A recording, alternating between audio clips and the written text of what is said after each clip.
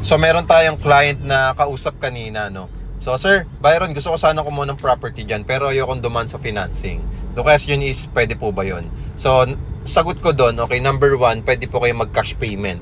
So for example, ang TCP ng 2-bedroom unit natin dito ay 3.2 million. So kailangan mo i-cash yun.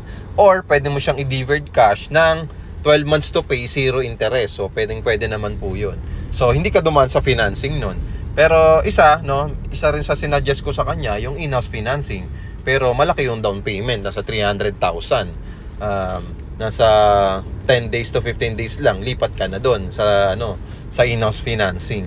Pero yun nga, so nakapag-usap naman kami ng maayos na sabi ko, sir, bakit po ayaw nyo na duman sa financing? Kasi sabi niya, magpa-process pa kami po yung magpa-process kasi freelancer silang dalawa. May work yung asawa niya, tapos may work din siya as a freelancer. So alam naman natin kapag work from home na freelancer, busy naman talaga yon. So yun nga, naitanong nga nila, sir, kasi iniisip ko na kami pa kasi magpa-process niyan. So busy nga kasi kami. Nga, sabi ko sa kanya, sir, ang kailangan mo lang naman dito is 10,000 pesos reservation fee, tapos yung documents and yung one-time appearance nyo dito. Kasi one day processing lang naman. Kapag complete documents ka, one day processing lang. Tapos the rest of the Pag-ibig housing loan, kami na pong bahala. So ibig sabihin, less hassle po yun.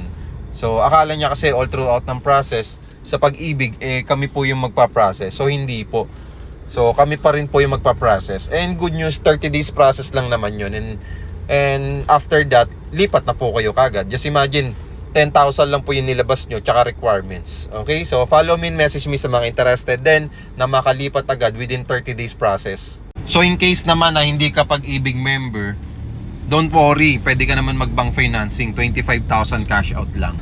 Tapos kami din magbahala mag-process nun.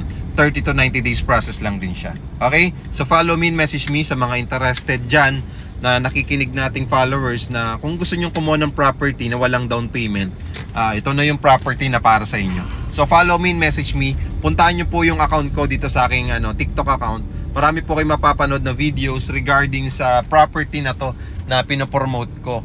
And then marami diyang mga question and answer na pwede po makatulong po sa inyo. Meron din po dyan mga videos, photos, okay, mga proof of clients natin, mga kumuha talaga sa atin. Okay? So follow me and message me. Maraming salamat and God bless.